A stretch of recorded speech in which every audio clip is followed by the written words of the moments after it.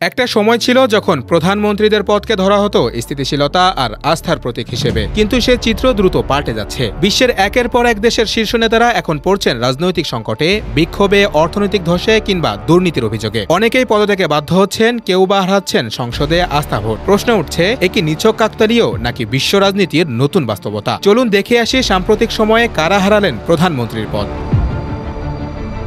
প্রথমে দেখে নেওয়া যাক নেপালকে। হঠাৎই ইতিহাসের মোড় ঘুরিয়ে সোশ্যাল মিডিয়ায় নজরদারি ও বন্ধের সিদ্ধান্তের প্রতিবাদে জ্বলে ওঠে তরুণ সমাজ। রাজধানী কাঠমান্ডু সহ সারা দেশের হাজার হাজার তরুণ তরুণীর বিক্ষোভ দাবানলের মতো ছড়িয়ে পড়ে। শেষ পর্যন্ত টিকে থাকতে পারলেন না প্রধানমন্ত্রী কেপি শর্মা ওলি। জনরোষ ও রাজনৈতিক দলের চাপে তিনি পদত্যাগে বাধ্য হন।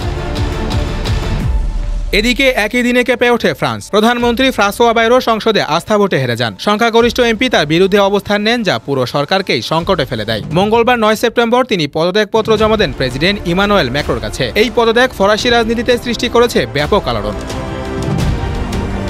এছাড়াও ফ্রান্স নেপালে ঠিক দুদিন আগে নিজ দলের ভাঙন ঠেকাতে পদত্যাগ করেছেন জাপানের প্রধানমন্ত্রী শিগুরুই ইশিবা। পার্লামেন্টের উভয় পক্ষের তার নেতৃত্বাধীন জোট সরকারের সংখ্যাগরিষ্ঠতা হারানোর পর তিনি দলের ভেতর বাইরে চাপের মুখে পড়েন। তাই ক্ষমতা গ্রহণের ১১ মাসের মাথায় অবশেষে ৭ই সেপ্টেম্বর পদত্যাগের সিদ্ধান্ত নেন। ফলে বিশ্বের চতুর্থ বৃহৎ অর্থনীতির দেশ জাপান হঠাৎ করেই নতুন রাজনৈতিক অনিশ্চয়তার মুখে পড়ে।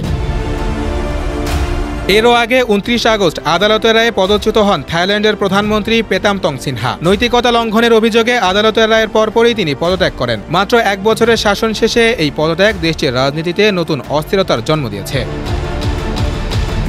নেপাল থেকে জাপান, ফ্রান্স থেকে থাইল্যান্ড, নেতৃত্বের টলমল পরিস্থিতিতে যেন এক বৈশ্বিক কেন্দ্রে পরিণত হয়েছে। ট্রেন্ডে পরিণত হয়েছে এই প্রবণতা, ইঙ্গিত দিচ্ছে এক গভীর প্রশ্নের দিকে। রাজনৈতিক অঙ্গনে তাদের পদচ্যুতি, শীর্ষ নেতাদের প্রযুক্তির এমন ধারাবাহিকতা কি নিছক কাকতালীয়, নাকি এটি বৈশ্বিক রাজনীতির নতুন বাস্তবতার প্রতিচ্ছবি?